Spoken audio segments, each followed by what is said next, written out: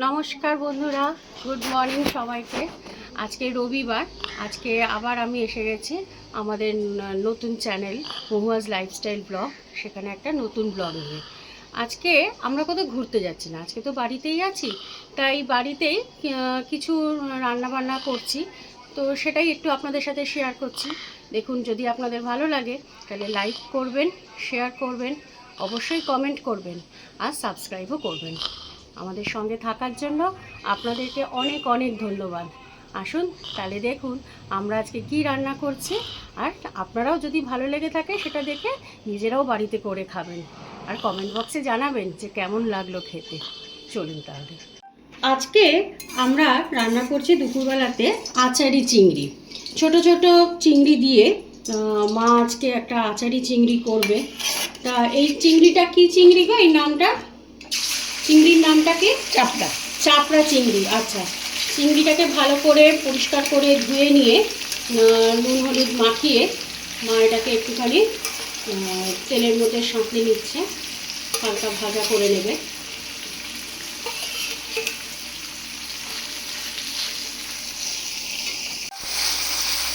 চাপড়া চিংড়িগুলোকে হালকা করে নুন ধুয়ে নিয়ে পরিষ্কার করে নিয়ে মা তেলের মধ্যে হালকা করে একটু নেড়ে নিচ্ছে।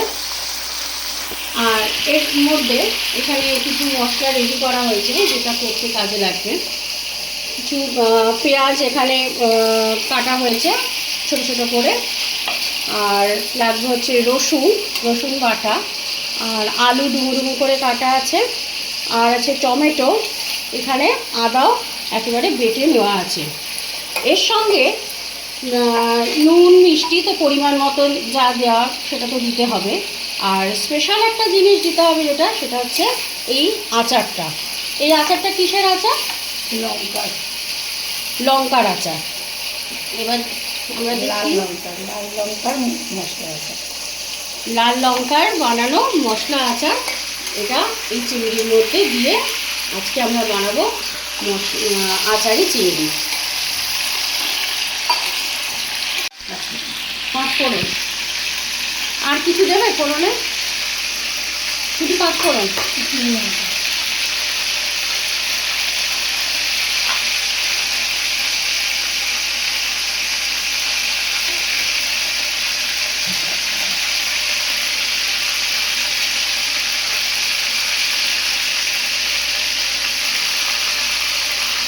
অল্প তেলের মধ্যে এখানে পাঁচ ফোড়ন আর শুকনো লঙ্কা ফোড়ন দেওয়া হলো।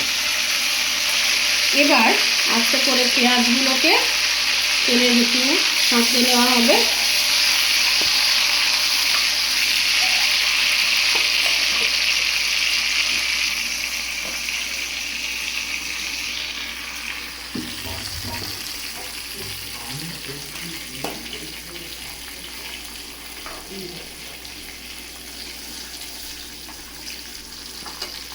চিংড়ি মাছ যে তেলটায় ভাজা হয়েছিল সেই তেলটার মধ্যেই আরেকটু তেল দিয়ে দিল।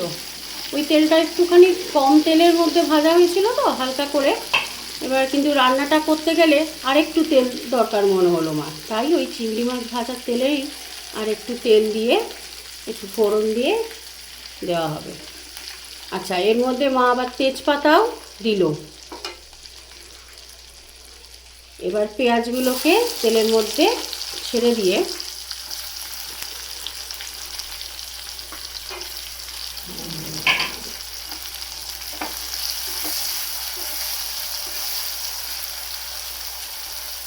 ছেড়ে দেওয়া হলো। এবার এটা একটুখানি হতে থাকুন, ততক্ষণ একটুখানি লালচে করে ব্রাউন করে ভাজা হলে তারপরে বাকি মশলাগুলো আবার ওর মধ্যে পড়বে। এখানে দেখুন চিংড়ি মাছটা সুন্দর করে ভাজা রেখে দেওয়া হয়েছে। এবারে আলু ছোট ছোট করে কাটা, এবার আলুটা ওর মধ্যে দিলাম।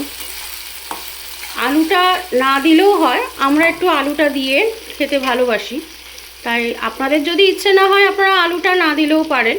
যদি চিংড়ি মাছের পরিমাণটা একটু বেশি থাকে তাহলে আলু না দিলেও হবে এই রান্নাটার মধ্যে, কিন্তু আমরা একটু আলু দিয়েই খাচ্ছি।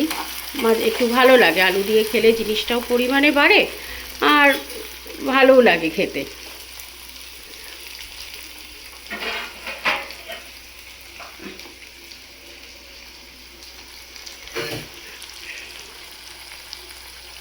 এবার ঢাকা দিয়ে একটু মুজতে দেওয়া হলো জিনিসটা, একটু মজে যাক, তারপরে বাকি জিনিসগুলো দেওয়া হবে।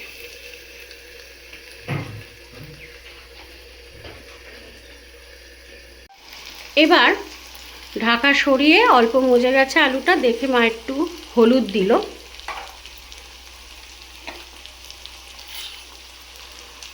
অল্প করে রসুন বাটা,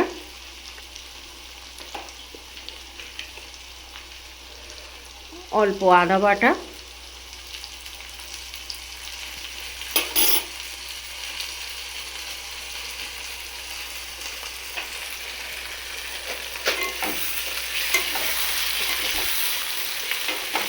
একটু মিশিয়ে দিই জিনিসটা যাতে পুড়ে না ধরে নিচ থেকে। অল্প লঙ্কার গুঁড়ো, যে যেমন ঝাল খায় সেই অনুযায়ী দিই আমরা, দিতে পারেন আপনারাও সেভাবেই। আমরা একটু অল্প লঙ্কার গুঁড়ো দিই, কারণ আমাদের ছোটো ছোটো বাচ্চাগুলোও তো খায়, ওদের যাতে ঝাল না লাগে। আর কুরু চিংড়ি মাছ খেতে খুব ভালোবাসে, তাই ওর কথা ভেবেই একটু কম লঙ্কার গুঁড়োই দেওয়া হয়। স্বাদ মতো নুন, আস্তে আস্তে এবার একটু জল দিয়ে মশলাটাকে সাঁতলে নেওয়া হবে।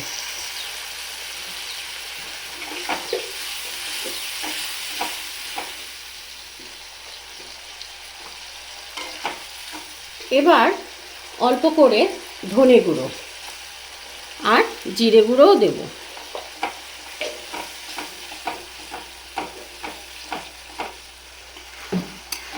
এই মশলাগুলো মোটামুটি আমাদের সব রান্নাতেই দেওয়া হয়, তাই না? ধনে গুঁড়ো, জিরে গুঁড়ো, লঙ্কার গুঁড়ো, হলুদ গুঁড়ো, সব মশলা মানে রান্নার মধ্যেই এই মশলাগুলো একটু কমন মশলা, তাই ওগুলোকে তখন আর আলাদা করে কিন্তু উপকরণ হিসেবে দেখায়নি। এটার স্পেশালিটি কিন্তু এই আচারটাতে। এবার টমেটো দিয়ে জিনিসটাকে নাড়াচাড়া করে নিয়ে মশলাটাকে কষানো হবে। মশলাটা একটুখানি কষে নেওয়ার পর এবারে চিংড়িগুলো দিয়ে দেওয়া হলো। এবার আস্তে আস্তে চিংড়ি আর আলু, টমেটো, মশলা সব একসাথে কষানো হচ্ছে।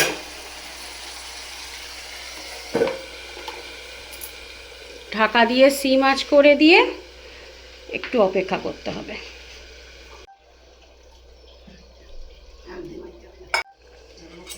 এবার একটু ঢাকা তুলে দেখে নিই জিনিসটা কতটা মজে এলো।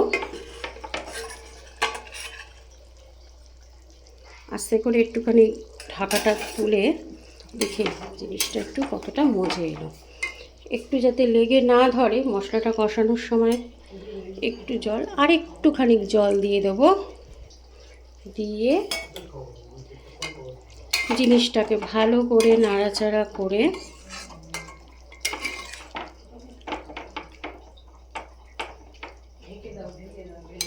এবার আমরা ওটাকে আবার সিম আঁচে ভালো করে আবার ঢেকে দেব। হ্যাঁ, একটু মাঝে মাঝে একটু ঢাকা তুলে দেখে নাড়াচাড়া করে নিলে না নিচের মশলাটা লেগে ধরে না। আবার মশলাটা ওপর নিচ করে মাখামাখি মেখে দিলে জিনিসটা ভালোও হয়, কষাটা খুব ভালো হয়ে যায়। একটু অপেক্ষা করি, মশলাটা একটু কষে যাক ভালো করে ভাপে। আবার একবার ঢাকনাটা খুলে একটু দেখে নেব যে মশলাটা কতটা কষা হলো।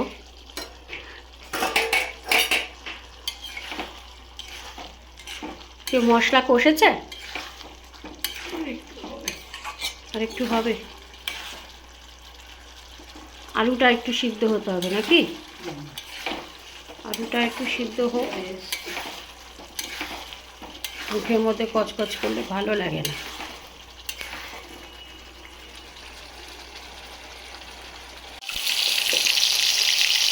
আলুটা এবার সিদ্ধ হয়ে এসছে, তাই অল্প করে চিনি এর মধ্যে এখন দিয়ে দিচ্ছি। আগে চিনি দিলে তো আলুটা সিদ্ধ হতে একটু আরও বেশি সময় লাগে, তাই আলুটা মোটামুটি যখন সিদ্ধ হয়ে আসছে, এবার একটু চিনি দিয়ে দিলাম।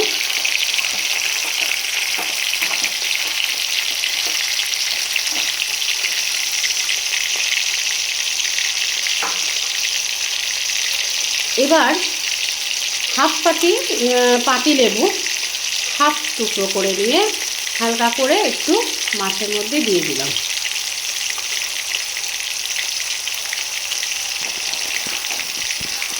একটু হালকা টক মিষ্টি হবে ব্যাপারটা। সামান্য জল দিয়ে, সামান্য জল, হ্যাঁ, যতটুকু প্রয়োজন মনে হবে। এটা কিন্তু বারবারই বলছি, মাছের পরিমাণ অনুযায়ী কিন্তু আপনারা জলের পরিমাণ বা মশলার পরিমাণটা কিন্তু বুঝে করবেন।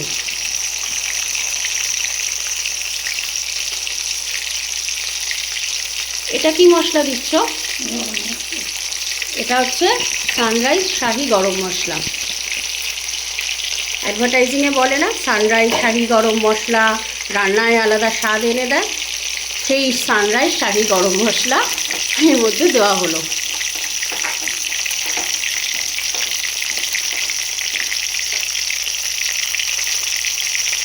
এইবার এই আচারটা, যেটা বলেছিলাম লঙ্কার আচার, লাল লঙ্কার, বড় বড় লাল লঙ্কার আচারটা এর মধ্যে দিয়ে ভালো করে নাড়াচাড়া করে মিশিয়ে দিচ্ছি।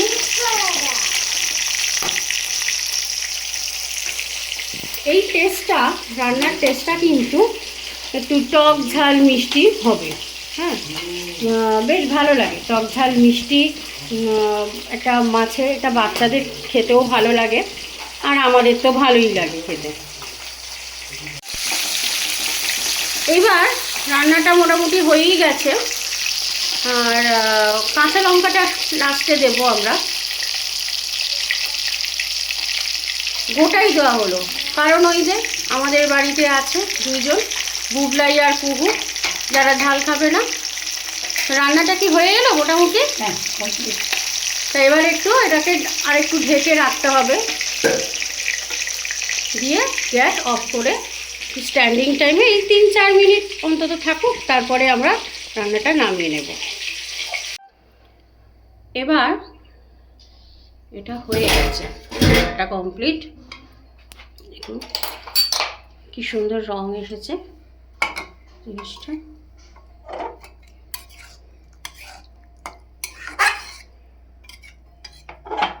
এবার এটাকে নামিয়ে রেখে দিই।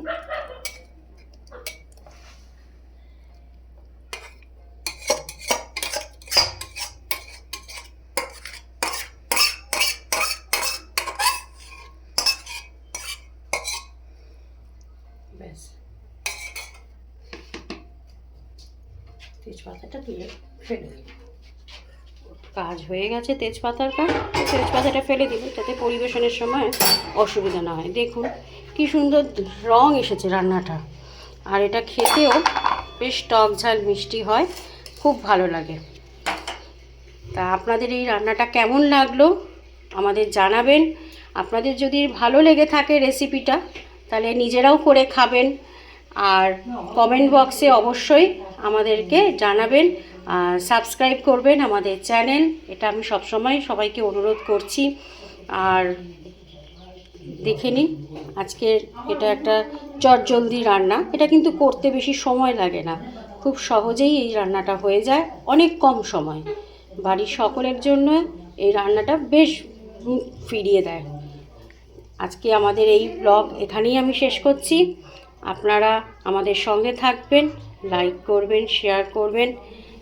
আমরা আশা করব পরবর্তী ব্লগগুলোতে আরও নতুন কিছু নিয়ে আসার। দৈনন্দিন জীবনের নানান রকম ঘটনা, নানান রকম জিনিস নিয়ে আবার আমি আসব আমাদের পরবর্তী ব্লগে। আজকের মতন ব্লগটা এখানেই শেষ করছি। ধন্যবাদ, সবাই ভালো থাকবেন, নমস্কার।